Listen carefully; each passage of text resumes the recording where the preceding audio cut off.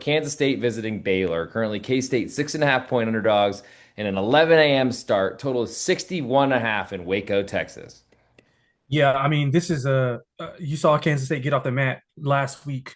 Early on they looked sharp. I think you can kind of tell they went into the bye week with some emphasis on sharpening up things.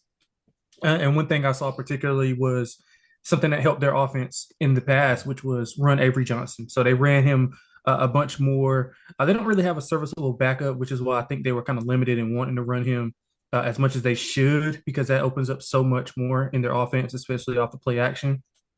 But they ended up winning and getting a cover. It was a solid win, and I mean I will just warn folks that like Kansas State, they look bad early on, but I mean they don't have a conference. They got one conference loss maybe. I think one of those conference games that they played did not count as a conference game. It might have been Iowa State. I think that That wasn't a Dublin conference game. matchup. Yeah, I don't think that was a conference game. It was either that or Arizona. One of those two was not a conference game. So they only really have one conference loss, which I mean, it didn't look good early on, but they're right there for the Big 12. So if they can get a big win here, that would go a long way. And Baylor on the other end did not look good this past week. The defense kind of still is not where they wanted to be. Offensively, I think they're fine, but they had a big lead. I think they were up 14-0 in Arizona State at Arizona State and kind of just let go of the rope. Arizona State constantly was still running the ball down 14 and kind of got them back in the game, which is what I worry about here with if you're a Baylor fan, is that Kansas State can constantly run the ball, especially with Dylan Edwards coming back. Um, yeah, I'm looking at this game and I see points. I don't really trust either defense to kind of get stops. The familiarity's there. I think Sawyer Robertson will have a good day.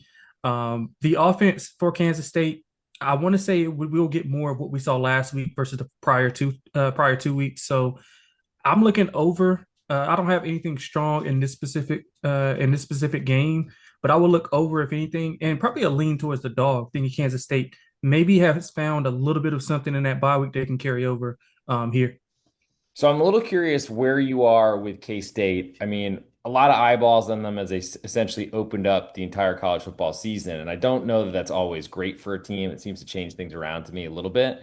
Where do you feel about kind of what you've seen from them so far this season? Was that a little bit of a fluke? Is that kind of just how the season began? And we'll see what happens with them. How are you treating that? Because I feel like in any sort of football betting, it's a lot about what have you done for me lately, but Yeah. also trying to establish some sort of floor or what you're expecting a minimum to be from this team. Yeah, that's a good question. So I would say that one of the most downgraded teams that I had in my power ratings, that I'm pretty sure everybody else had as well, just performance based. I mean, they weren't performing.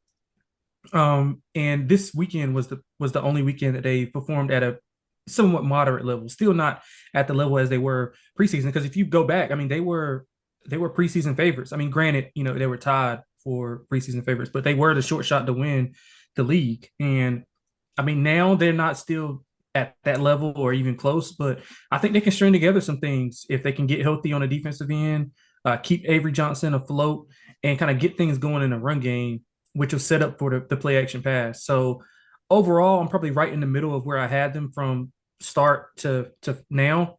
I raised them a little bit. They didn't finish well. They started well off of the bye, but they didn't finish as strongly as I would like to get a significant boost. But as of right now, I think they're trending in the right direction. This will be a big test to see if they are kind of, like you said, if it's not just a 1 week trend, if they can kind of put something together. And granted, that game was at home, and now they have to go on the road. So to a Baylor team who's coming off of a little bit of extended rest. I think they played on Friday, so they're off extended rest, and they'll be looking to get back in the win column because they let one slip in Tempe last week. Yeah, I feel like looking at Baylor, they've had a pretty tough schedule so far. I mean, opening up with Auburn and then going on the road, winning overtime at SMU.